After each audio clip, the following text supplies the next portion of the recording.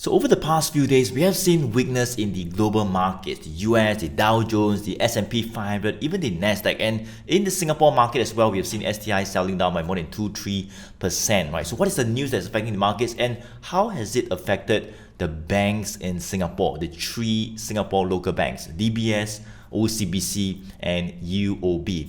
Hey guys, Joey here, top tier MyZero trader in Philips Securities, and in this video, right, we'll be talking about the three Singapore banks, right? We'll dive into the charts of the three banks to see if it could actually be an opportunity, right, to get in right now on weakness to prepare for a potential rebound or more upside. So watch this video all the way to the end if you want to know if the banks are actually an opportunity. They are looking pretty attractive at certain prices. You don't want to rush, only if they hit to certain prices. I'll look at the trend, all right, in terms of the technical analysis of the charts, and we'll see where could be levels we could potentially time our entry.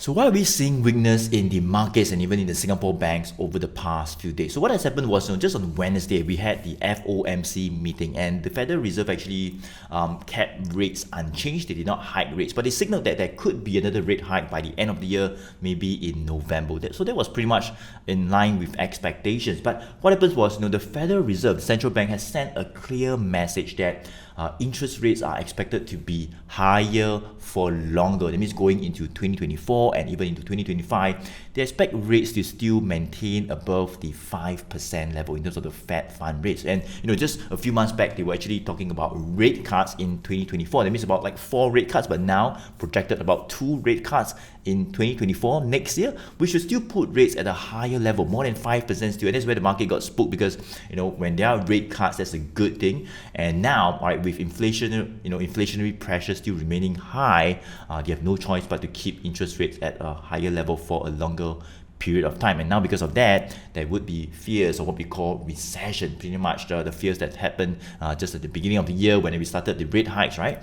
And it's now why the market have sold off over the past few days. Okay, so let's take a look at the first bank right now, which would be DBS, right? DBS trading at about 33.25. So would it be a good opportunity to start thinking about getting in right now? Let's go ahead to discover that. So you can see that for DBS, right, we have found some really key resistance level right over here at that $34.50. So you can see about 2 to 3 times we have touched it, we have came back down over the past 2 to 3 months. So 34.50 would be a really key level for now. You can see that was originally the support, it became the resistance, and now we have touched it twice or 3 times and came back down.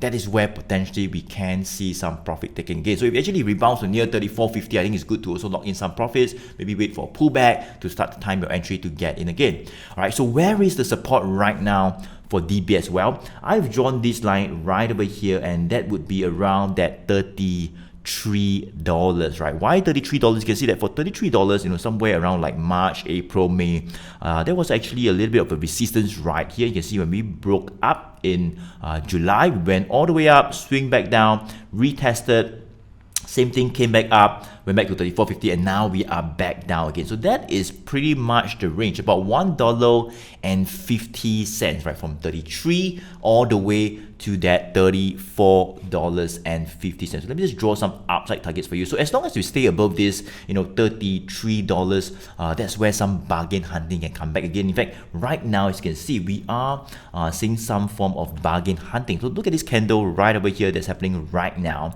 Prices actually went today to a low of about 32.92. So that was the low. All right, that means it was the low of the day, all right? But somehow, all right, after that, buyers started to come back up and push up, and it's quite a bullish candle. Of course, the market has not closed yet, so if we can do this, this candle, we can close it at a high of the day, and it would be a pretty good bullish candlestick bar with what we call a long lower shadow.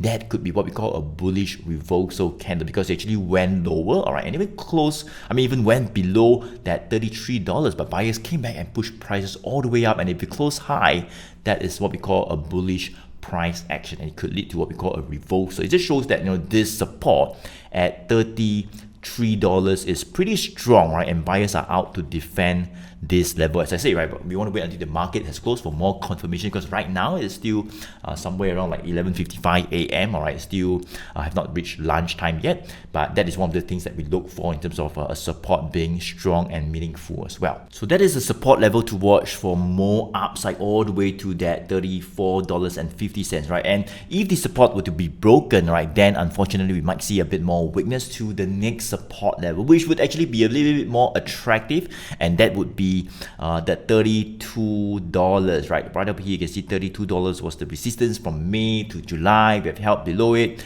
but when we broke 32, we started hitting all the way up to that $34.50. So $32 level would be even more attractive. If we really break 33, then we might hit there, and that's where you could load up, some bullets again to get into ride the rebound all the way up to $34.50. So guys, if you like this video, I appreciate you can give me a like and smash the subscribe button as well. That will really help out the channel, right? So let's move on to the next stock right now, which would be OCBC, trading at about $12.59 right over here. So you can see that for OCBC, we have found a really good support, I would say, at $12 since last year, October. So almost a year, we have staged a couple of rebounds near $12. Look at this right here, rebounded. In fact, just last month we neared it, and we started to see a bit of a rebound from $12. So I think if it really hits to $12, near $12, in fact, I don't think $12 might be really too far, but if it hits to near $12, like the $12.10 or $12.20,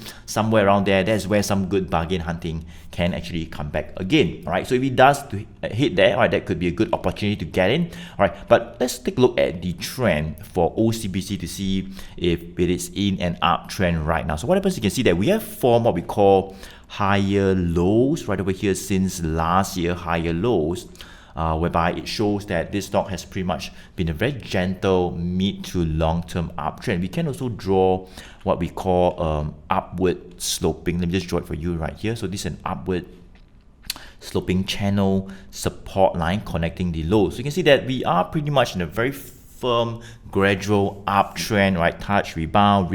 So as long as we stay above this, upward sloping green line, a channel support line, it looks quite good in terms of the trend, right? So anything from like near $12 to maybe $12.30, that's where some good bargain hunting can come back again. All right, so let's see where would be the level whereby some selling or some resistance can come back, where I think that would be around that $13 mark. I think somewhere around that $13, there could be some selling pressure, 13 and then $13.50, which should be very critical. You can see $13.50 is where we have sold off on 2 times whenever we neared it. So 13 to 13.50, that's where selling can actually happen again. In fact, I think over the past like 1 week, let me just zoom it in for you. All right, over the past like 1 week or maybe 2 to 3 weeks, we have found a little bit of a higher support level. All right, I think somewhere around here as well, $12.40. You can see right over here, $12.40, a little bit of support came back. All right, rebounded. Now we are near the ending today. Same thing, we went to a low of about $12.43, and then buyers started to come back up. We rebounded to $12.58 already. So I think $12.40, all right, I'm not too sure. As I say, $12 might be a little bit too far. If we can hit there, great. That's where we can see some very good bargain hunting. You see, we saw some really good bullish reversal candles right over here. Another bullish reversal candle, a bullish reversal candle, and start to rebound. So $12 would be really quite attractive, but the thing is that nobody knows whether it will hit there for us to buy before rebounding back up again, right? So support has came in a little bit higher, not at 12, but somewhere around that $12.40. So you're afraid that you might miss the boat if it's start to rebound a little bit already. That's where you can time your entry maybe near $12.40, leave some bullets for near $12. If that happens, great. That's where you can get in at even cheaper prices, right? So this is OCBC right here. It looks quite good. We are pretty much in a very gentle uptrend. All right, each time it comes back down to the support level, that's where you could time your entry to catch the rebound and take some profit as it hits to those levels that I talked about. Okay, let's take a look at UOB, the final Singapore bank that I'll cover today. All right, and it is currently trading about 28.25. So same thing like the rest of the banks, we have seen weakness over the past 1 week. It has hit it to somewhere around that $29 plus, and sellers came back, the market weakened, it has sold off, and you can see that we are nearing this same support that's held since the beginning of the year. So what level would that be? Well, that would be the $27.50. So it used to be like $27, but I think support has gone a little bit higher. The fact that we rebounded here in August, right? So same thing here as well. You can see a little bit of a support coming back, rebounded many times. So $27.50 right over here, that was where we broke. So resistance went all the way up, and you can see we headed back to near $27.50 as well. So resistance turned support. We attempted to go back to this support and rebounded again. So $27.50 would be, I would say, the support level right now, whereby some bargain hunting can actually come back again. So now you can see that today is 28.27. So the low today was at 27.96, right? As of now, 27.96. So buyers are starting to come back up. So sometimes if you want to get in like near 27.50, it doesn't mean that you will really hit down to that support for you to buy. So you can time your entry as it approaches, or it slowly approaches this zone, right? From 27.50 to maybe 28. You can see buyers are starting to come back in the range. So let me just draw this zone for you. This is what we want to focus on right over here. So anything from 27.50, as I say, to 27.60, 27.80, 90,